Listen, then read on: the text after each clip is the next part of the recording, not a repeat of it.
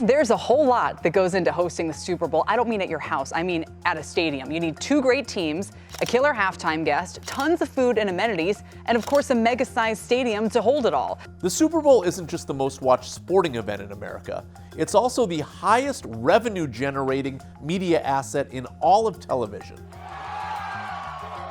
Last year's game attracted more than 127 million viewers, breaking its own record set just 1 year prior. Nationwide, viewers of this year's Super Bowl are expected to spend a whopping $20.2 billion around festivities for the big game. This is appointment viewing, and everybody does it. When it comes to the actual event, the Super Bowl itself brings in tens of thousands of people to its host cities every year, culminating in hundreds of millions of dollars pumped into the local economies. But what about the NFL? They raise hundreds of millions of dollars, plus they get a good part of their television contract money because of the Super Bowl. And so it goes into the billions of dollars. So how does the Super Bowl itself actually make money? And who really benefits from football's biggest night?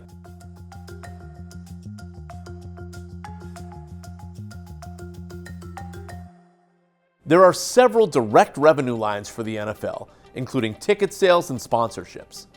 In the 2024 season, sponsorships alone made up about 10% of the NFL's $22 billion in revenue.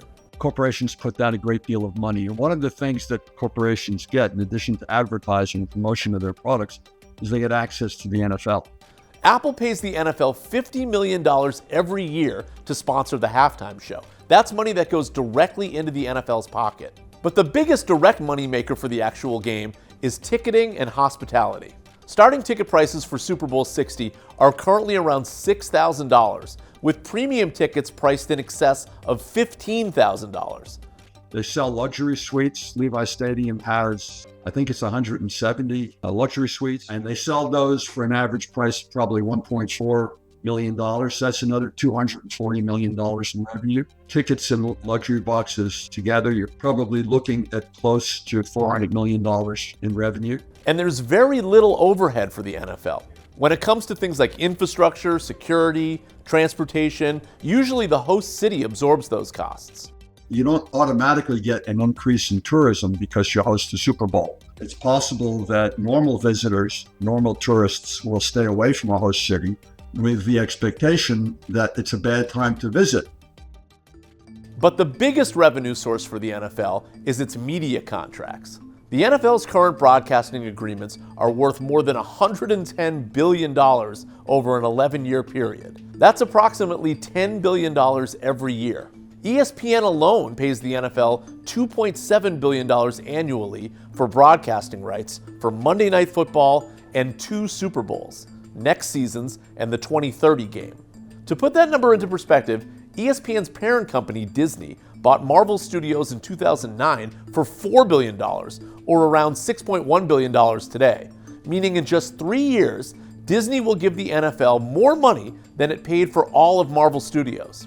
Now, current media contracts are good until 2033, but NFL Commissioner Roger Goodell has said the league could renegotiate those deals as early as this coming year, meaning the NFL could see even more money from media companies in the coming years.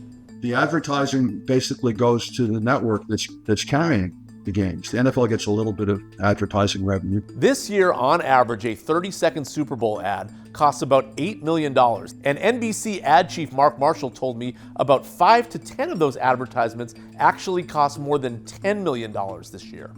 That's a price many advertisers are still willing to pay. Fox saw a record $800 million in advertising revenue for Super Bowl 59 last year.